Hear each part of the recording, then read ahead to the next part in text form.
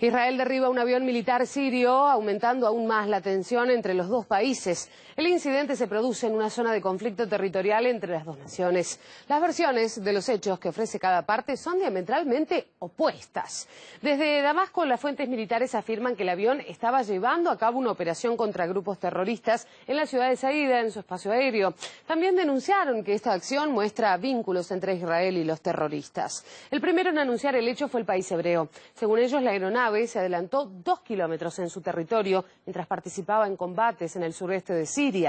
Por ahora se reporta la muerte de uno de los pilotos y el destino del otro se desconoce. El incidente supuestamente se produjo en los Altos del Golán, una zona ocupada por las Fuerzas Armadas israelíes.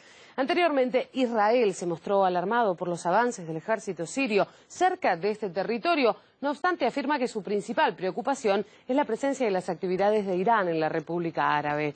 Oficialmente, la nación mantiene neutralidad en el conflicto sirio, pero las fuerzas israelíes en varias ocasiones han realizado ataques aéreos contra Siria. Además, Israel organizó la evacuación del polémico grupo Los Cascos Blancos en un operativo que Damasco ha calificado de criminal. Anteriormente conversamos con el profesor de Relaciones Internacionales, Jaume Castán Pinos. Opina que la presencia iraní en Siria sirve de pretexto a Israel para continuar sus bombardeos.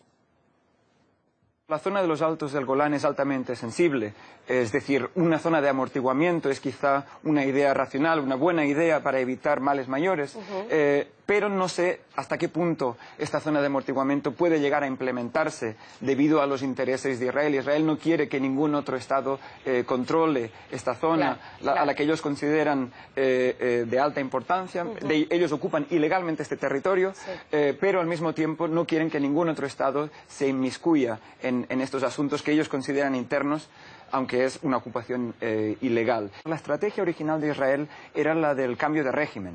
Esta estrategia fracasa estrepitosamente. La segunda estrategia es la de apoyar a grupos salafistas, terroristas, en las zonas adyacentes a los Altos del Golán, a los ocupados Altos del Golán. Esta estrategia está fracasando estos días, lo estamos viendo. Y finalmente la única estrategia que le queda a Israel es la de bombardear esporádicamente a Siria. Entonces yo creo que van a continuar con esta estrategia. Además, mencionabas la presencia iraní. Creo que la presencia iraní no es más que un pretexto para continuar bombardeando de forma irresponsable y de forma ilegal, cabe recordarlo, al gobierno y al ejército sirio.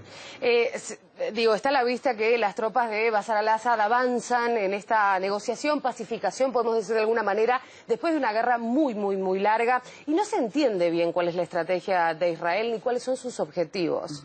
No se entiende por el motivo que la victoria del ejército sirio, las diferentes victorias del ejército sirio, han provocado un desbarajuste en muchos estados, no solamente en Israel, pero en todos los estados que querían llevar a cabo un cambio de régimen en Siria. Están en un estado de shock, en un estado de confusión, no se esperaban. Ellos creían que Siria iba a caer rápidamente, como cayó Gaddafi, y no ha sido así por muchos motivos, no ha sido así. Entonces ahora creo que el contexto actual es el de confusión, desbarajuste, entonces debemos esperar a cómo reaccionan estos estados. Pero uno de los peligros es que los Altos del Golán son altamente sensibles y pueden ocurrir ataques de falsa bandera. Entonces debemos ser muy cautos y muy precavidos porque la zona puede ser desestabilizada enormemente en los próximos días.